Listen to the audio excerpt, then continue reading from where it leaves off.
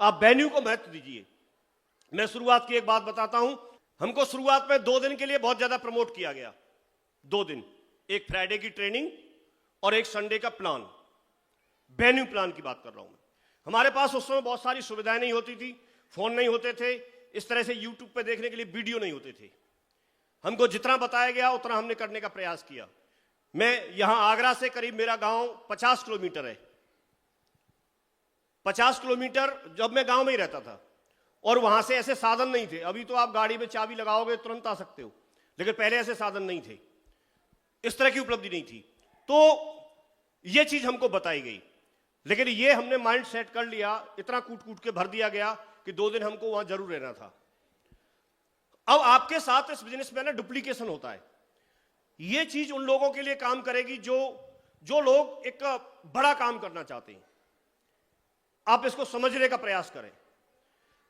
आपका एक जो वेन्यू चलता है उसका प्रभाव और उसकी चीजें कैसे कैसे फायदा दे सकती है और वो कैसे डुप्लीकेशन होता है, हमको बताया गया कि आप उस संडे का जो प्लान होता है जिसमें नए लोग आते हैं, वहां पर आप होस्ट होते हैं और बाकी के सारे लोग गेस्ट होते हैं। तो हम सारे लोग मिलकर के वेन्यू का माहौल एक बहुत अच्छा बनाते थे।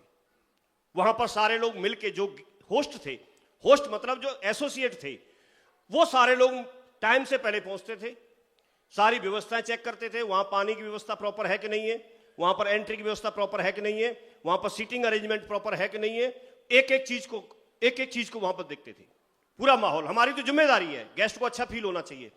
और ये सब कुछ करने के बाद फिर हमको सबकी जिम्मेदारी ये थी कि हम लोग वहां पर जब हम आए हैं तो हमारा बिजनेस ही लोगों का बिजनेस है। तो हम लोगों को अच्छे से याद है, शुरुआत में हम लोग ट्रैक्टर ट्रॉली भर भर के, लोगों को बसों में भर भर के, लोगों को जुगाड़ों में भर भर के, एक जुगाड़ चलती थी पहले, उसमें भर भर के लाते थे। और एक समय ऐसा आया, मुझे अच्छे से याद है, आगरा वेन्यू पर एक आदर्श वेन्यू था और वहां पर लोग छोटा हाथी भर के लाते थे। छोटा हाथी जानते हैं आप लोग? एक हाँ, छोटा टेम्पो होता था सफेद कलर का, उसको छोटा हाथी बोलते थे यहां। तो वो छोटा हाथी भर भर के लोग लाते थे। अब वहां पर बड़े लीडर की क्या निशानी थी?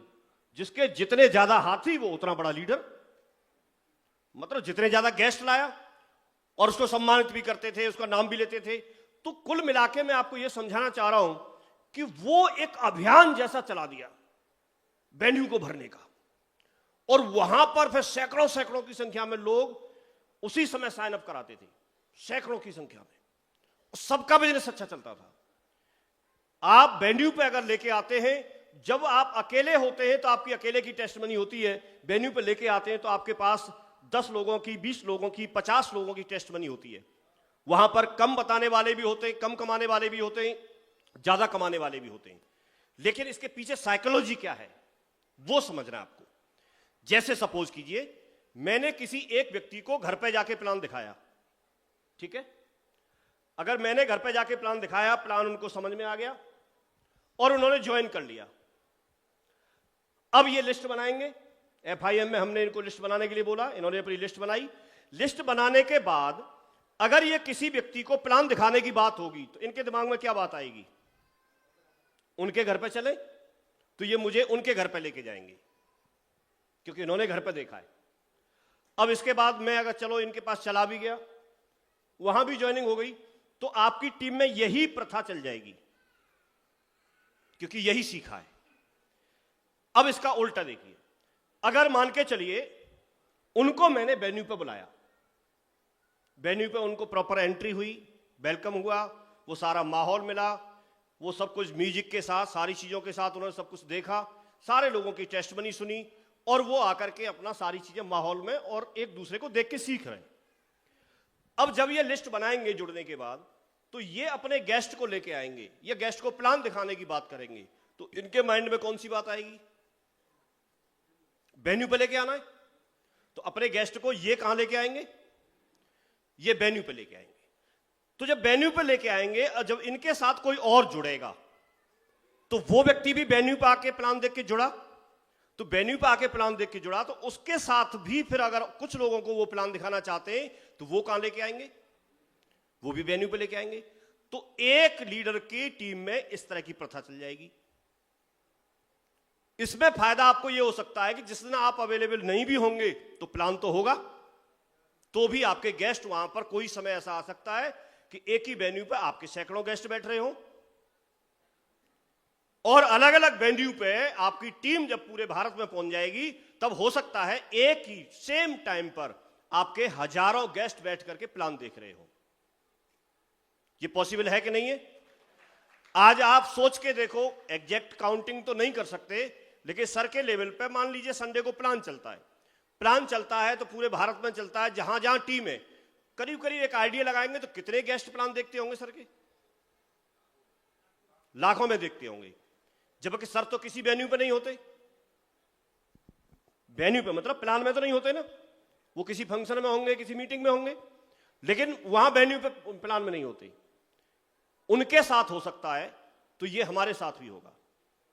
तो जब हमें भविष्य में कुछ बड़ा काम करना है तो मुझे एक बात शुरू से समझ में आती है कि हर हालत में अपने आप को वेन्यू से जोड़ना है और डुप्लीकेशन वही वाला करना है जो कि आपको बाद में फाइनेंशियल फ्रीडम और टाइम फ्रीडम की तरफ लेके जाएगा। क्लियर हो गया? तो ये बात ने मुझे बहुत सपोर्ट किया। मैं इसके बीच में आपको प्लान दिखाने के लिए मना नहीं कर रहा हूं, आप करिए, लेकिन जो व्यक्ति ज्वाइन कर लेता है उसको भी आप वेन्यू को प्रमोट करिए और वेन्यू पे लेके आइए। जब तक व्यक्ति वेन्यू के संपर्क में नहीं आएगा, जब तक व्यक्ति किसी वेन्यू पर नहीं जाएगा, उसका डायमंड बनना बहुत मुश्किल है। इसलिए कि हम लोग नेगेटिव लोगों के बीच में रहते हैं और नेगेटिव लोगों के बीच में रह करके अपने आप को पॉजिटिव कैसे रख सकते हैं, यह ताकत आपको वेन्यू से ही मिलती है। चाहे वो ट्रेनिंग हो, चाहे वो प्लान हो, क्योंकि वहां पर आपको इतने सक्सेसफुल लोग मिलते हैं, इतने पॉजिटिव लोग मिलते हैं। कोई भी अगर थोड़ा भी कीड़ा होगा वो व्यक्ति वहां मिलेगा नहीं। तो आपको जो एनर्जी है वो एक सिनर्जी में कन्वर्ट हो जाती है और आपका अपना माइंड एक पॉजिटिव माइंड होता है और आगे बढ़ने के लिए हमको एक प्रेरणा मिलती है, इंस्पिरेशन मिलती है, एक दूसरे को देख के बढ़ावा मिलता है और हम लोग आगे बढ़ते चले जाते हैं और एक दिन हम लोग जीवन में डायमंड बन जाते हैं। मेरा जीवन सेफ शॉप की वजह से बदला है, मेरा जीवन सक्सेस सपोर्ट सिस्टम की वजह से बदला है, मेरा जीवन मेरे जो भी ग्रेट मेंटर्स हैं जिनका योगदान मुझे सिखाने में, ताकत देने में, आगे बढ़ाने में रहा है, वो बहुत ही बड़ा योगदान है। उसकी वजह से मैं आगे बढ़ा हूं। मैं जब क्योंकि जीवन में कोई व्यक्ति आगे बढ़ता है, कई बार वो बहुत मोटिवेट भी होगा, कई बार डिमोटिवेट भी हो सकता है कि नहीं हो सकता है। तो वो ताकत अपलायनों की वजह से मिली, सिस्टम की वजह से मिली। मैं आपको बस यही सूत्र देता हूं कि आप अपने आप को वेन्यू के संपर्क में रखें, आप अपने आप को अपलायन के संपर्क में रखें, एक्टिव अपलायन के संपर्क में रखें।